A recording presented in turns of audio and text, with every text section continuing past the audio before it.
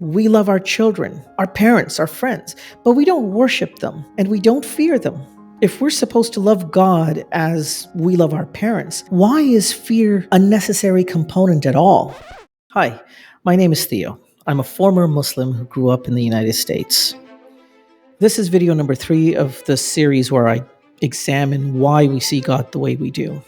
You probably want to watch the last video, episode 1.2, before this one if you haven't already. Link is in the description and pinned comment.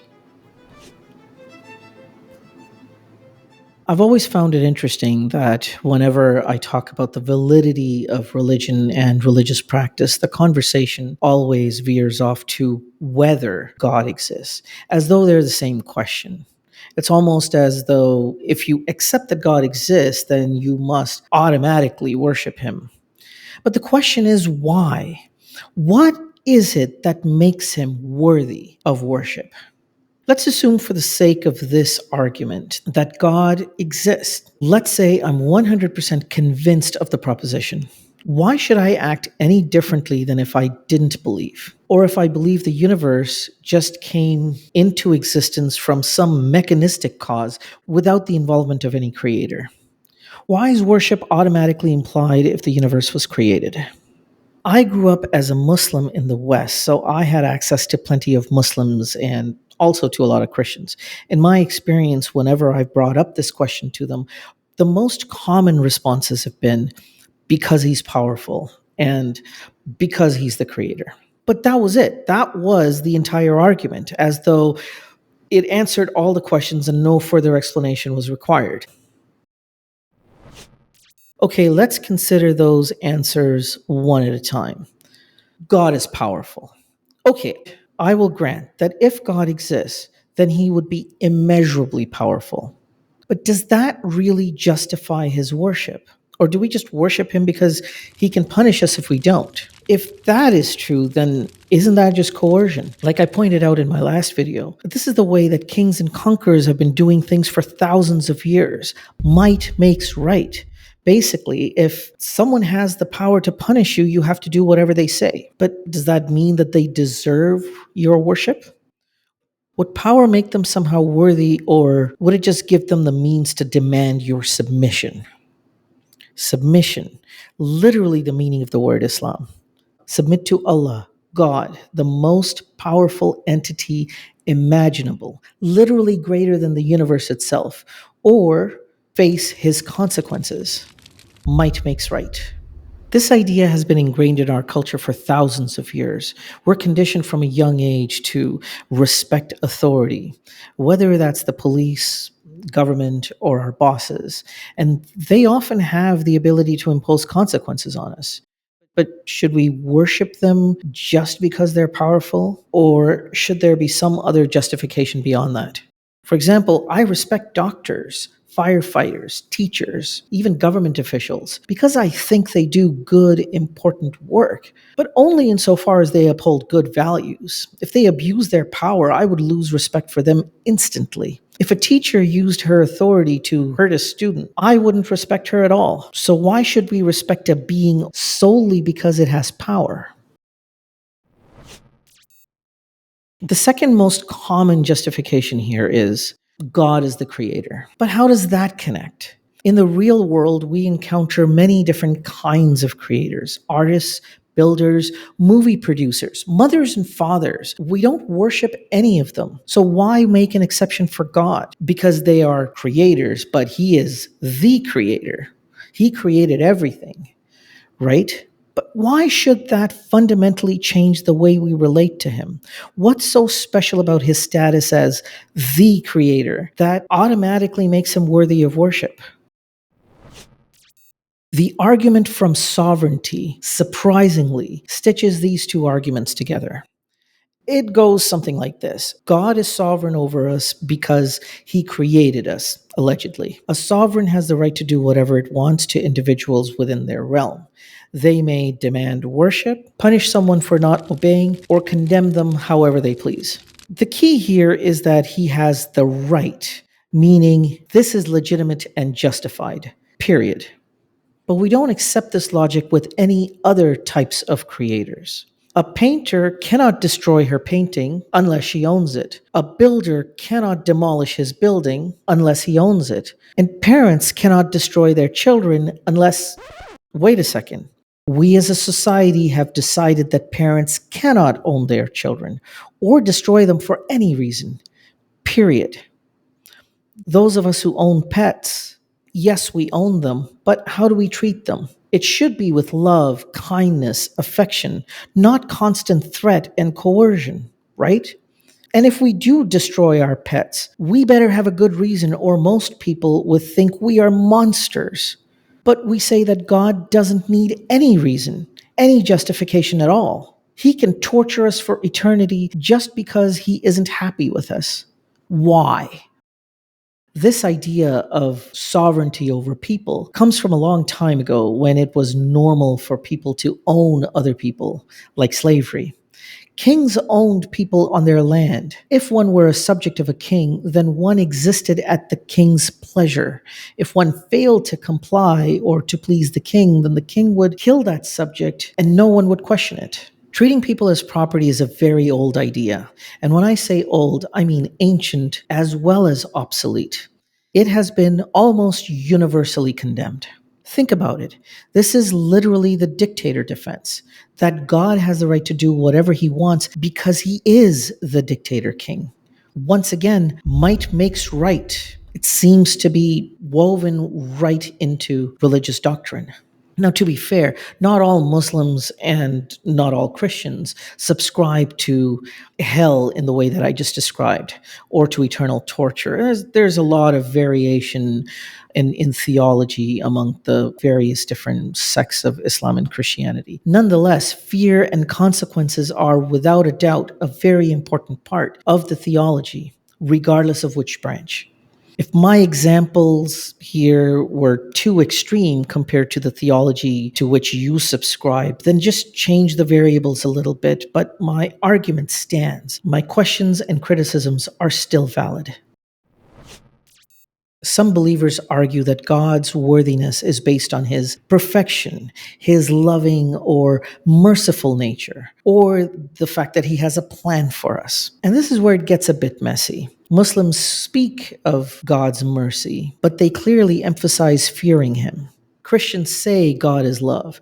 They even talk about wanting a personal relationship with God, but then they proudly wear the badge God-fearing. Meanwhile, his love, his mercy, only seem to apply if we are obedient. And they tend to be described only with respect to his power, anger, and judgment. How does that work? Think about it. We love our children, our parents, our friends, but we don't worship them. We don't threaten them, and we don't fear them. If we're supposed to love God as we love our parents, why is fear a necessary component at all? I argue that these key qualities of mercy, love, perfection, they don't change the calculus at all. The dots don't connect any better with these qualities than they do without. I contend that they are just the carrot to go along with the stick. They're added to the argument solely to make the idea of worship more palatable to us. That's it. Another narrative you hear from Christians is about salvation. Catholics tend to focus more on guilt while Protestants talk about the good news. Within these narratives, Jesus is framed as the Savior. This is the idea where we are all destined to go to hell, but through the life and death of Jesus Christ, we could potentially be saved from that fate. This narrative makes Jesus sound like a firefighter who rescues you from a burning building. Okay, so let's say that that's something that happened. Let's say an actual firefighter rescued you from an actual burning building. Of course you'd be grateful. He saved your life. He's a genuine hero. But would you worship him? Like seriously, I can imagine you wanting to buy him a steak dinner or beer or something. But would you let him tell you who you can and can't have sex with?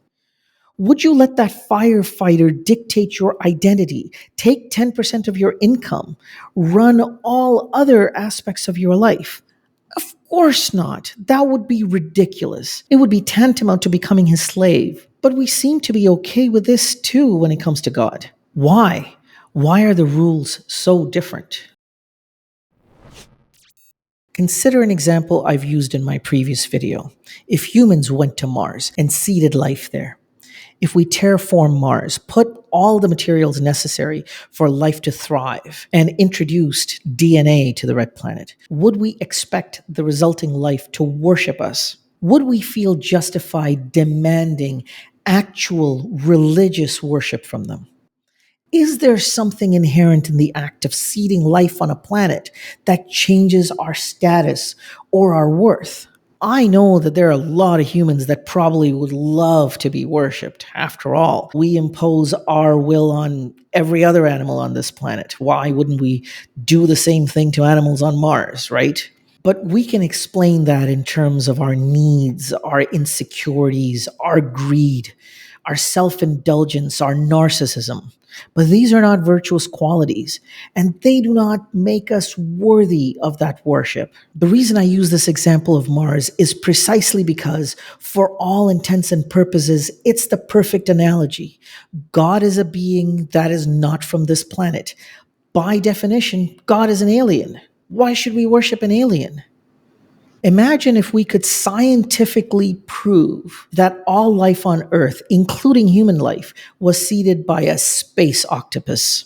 Imagine we could demonstrate that one specific octopus that is still alive today had planted life here.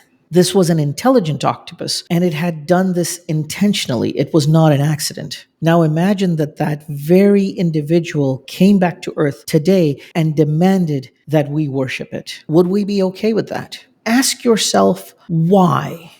Why not? What precisely is the difference between an alien god that created us and an alien octopus that created us? What is the difference that justifies worshiping one but not the other? I can hear you through my screen right now.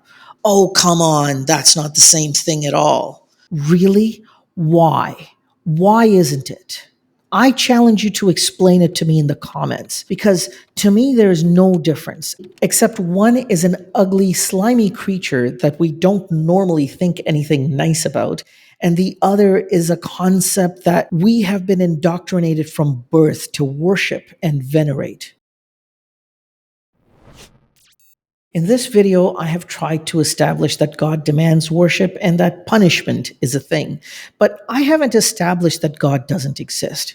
Now, I try to do that in my other videos, but obviously this video wasn't about that. So if you've gotten this far and you're still concerned about punishment or hell, then unfortunately you're not alone.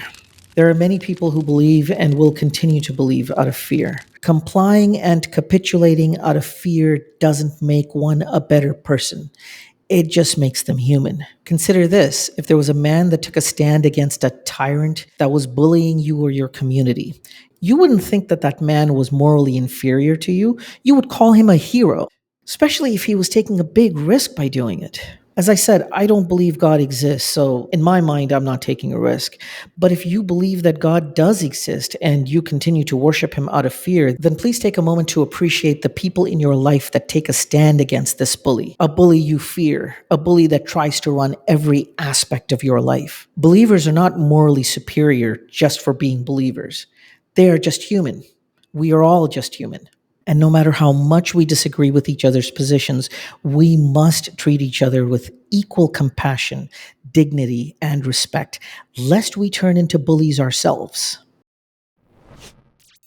What makes God worthy of worship? We say it's mercy. We say it's love or perfection. But in the end, it always boils down to his sovereignty, his right to demand worship from us, and his right to punish us if we don't comply. In the end, it's fear. It's always just fear. We have given God the right to be our dictator, and we have created religions around it. We don't give power over creation to any other type of creator. And if we created life on Mars, we wouldn't demand that they worship us. And if life on Earth was created by some other alien, we wouldn't worship it.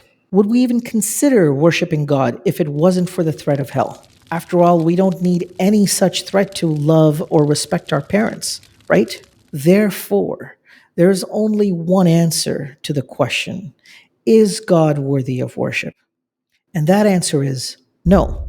No, he isn't. Not without applying a whole bunch of special pleading, which is a type of double standard argument. Not just to one or two questions, but literally every question that comes up that challenges God's legitimacy to demand worship and obedience from us. Let that sink in for a bit. Our next video will be a little different. I'll be discussing the arguments from all three of these videos with a very special guest co-host. We'll discuss how these seemingly separate arguments can be stitched together, and we'll dive deeper into some of the nuances that may have been missed in these videos. We'll also be looking at some of your comments. This channel is about challenging our thinking. I created it as a tool to help us deconstruct Islam, Christianity, and maybe even some other religions. But I don't claim to have all the answers, and ultimately, I can't say what's going to be right for you. Let's challenge each other. Let's examine the beliefs we've taken for granted our entire lives. Thank you for watching, thank you for listening, and thank you for bringing an open mind. Welcome to Theocritic.